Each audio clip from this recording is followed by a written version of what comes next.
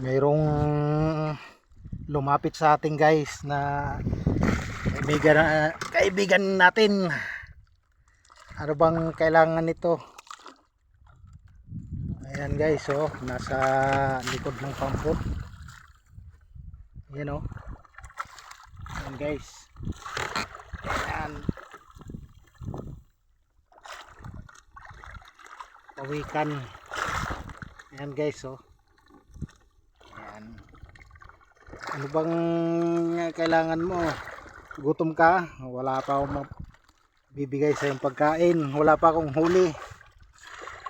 Ayan guys, so nasa ilalim siya. Ayan. Nasa ilalim siya ng bambut.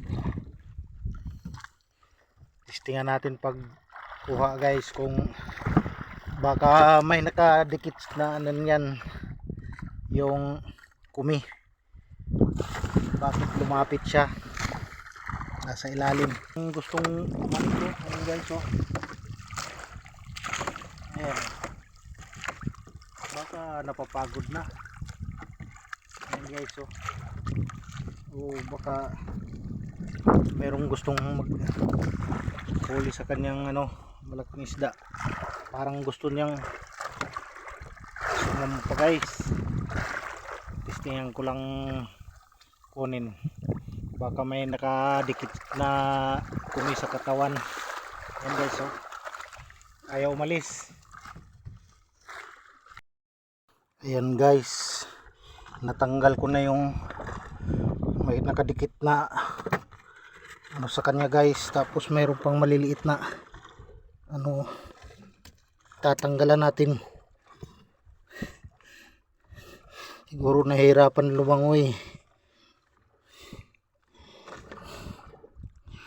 Tatanggalin siya na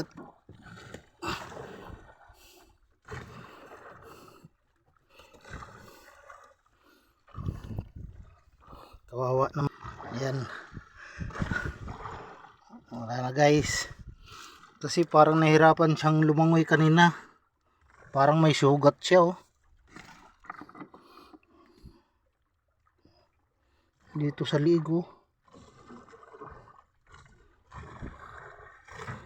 Bakit? Wala pa akong pagkain, hindi pa kita mabibigyan. Kawawa naman guys, pinatihaya ko para matingnan yung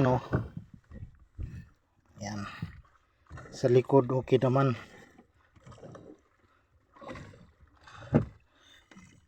Yan guys, oh.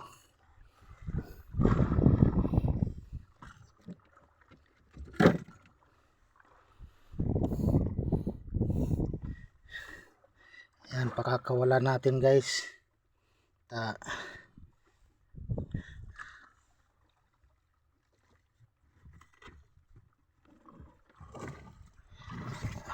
Dali, pwede ka nang umalis. So, bye bye. Ingat ka ha. Huwag kang magpapahuli. Sige na. Pahinga ka na. Doon na guys, ang bilis niyan tumakbo. Nalayo na. Parang mag-aang na sa pagtakbo niya. Kaya nandun na, malayo na. Kanina hinay mo langoy, karon bilis.